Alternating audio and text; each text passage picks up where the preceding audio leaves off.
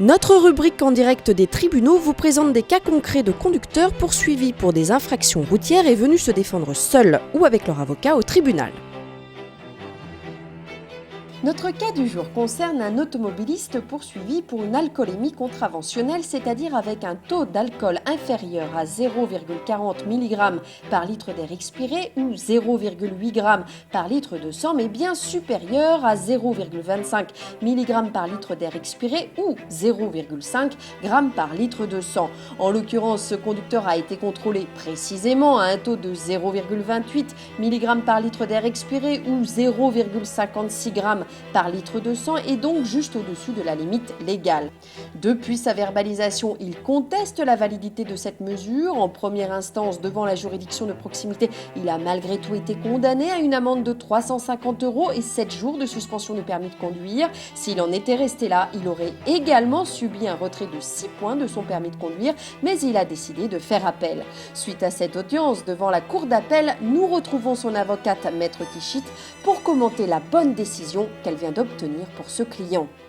Oui, alors en l'espèce, la difficulté qu'il y avait tenait tout simplement à une marge d'erreur tenant à l'éthylomètre qui a été utilisé pour retenir ce taux de 0,28 mg par litre d'air expiré à l'encontre de mon client et qui n'était pas contenu sur le procès verbal. C'est-à-dire que ce type d'appareil, évidemment, n'est pas fiable à 200%, donc il y a des marges d'erreur qui sont prévues. Et là-dedans, en fait, si on comptabilisait cette marge d'erreur qui est de 0,032 mg par litre d'air expiré, mon client, en réalité, passait en dessous du seuil que vous-même vous avez rappelé de 0,25 mg par litre d'air expiré et donc devait échapper à la prévention et à toute poursuite. C'est-à-dire que comme un éthylomètre, comme un cinémomètre de contrôle routier qui sert donc pour mesurer la vitesse, est un instrument de mesure et effectivement cet instrument de mesure lors de ses vérifications a effectivement aussi des erreurs maximales tolérées et que l'on peut éventuellement sous certaines conditions effectivement réduire pour voir ce qu'il en est et ce qui est fait de manière automatique sur la vitesse. C'est ça qui est étonnant. Ça ne l'est pas pour l'alcoolémie,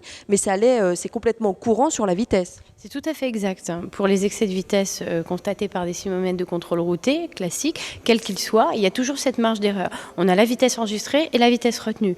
En matière d'éthylomètre, vous venez de le rappeler, c'est également un appareil de mesure. De la même manière, on devrait avoir en quelque sorte cette marge d'erreur tolérée en plus ou en moins qui devrait figurer sur les procès-verbaux. Or, tel n'est pas le cas. Alors, ce qu'il faut quand même savoir, c'est que ce n'est pas une obligation pour les juges de nous suivre sur ce terrain-là. Mais quand il y a d'autres éléments qui sont apportés éventuellement pour la défense du prévenu et allant dans le sens du fait qu'on ait un doute sur le taux retenu, eh bien, le tout cumulé fait qu'éventuellement on obtient une décision comme celle que j'ai obtenue aujourd'hui, à savoir que là c'est la cour d'appel en l'espèce de Paris qui a admis qu'il y avait un doute finalement sur le taux parce qu'il était trop proche de la limite légale autorisée. Vous l'avez rappelé, c'est vrai que la sanction pour une alcoolémie contraventionnelle déjà obtenue en premier instant de 350 € et de 7 jours n'était pas très élevée. C'est pas forcément très habituel non plus d'avoir une sanction aussi clémente, on va dire. Donc bon, là il y en a même plus et encore mieux pour mon client et le prévenu.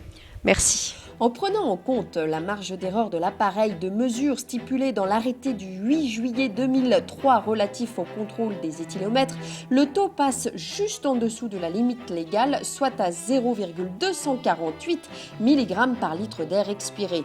Comme Maître Tichit nous l'a expliqué, ce seul argument ne permet généralement pas d'emporter la décision des juges, mais à partir du moment où d'autres éléments peuvent être soulevés, cela peut permettre de clore avec succès les débats. Enfin, cette relax prouve encore s'il le faut qu'il ne faut pas hésiter à faire appel quand son dossier, bien sûr, n'est pas vide. À très bientôt pour d'autres cas juridiques sur caradisiac.com.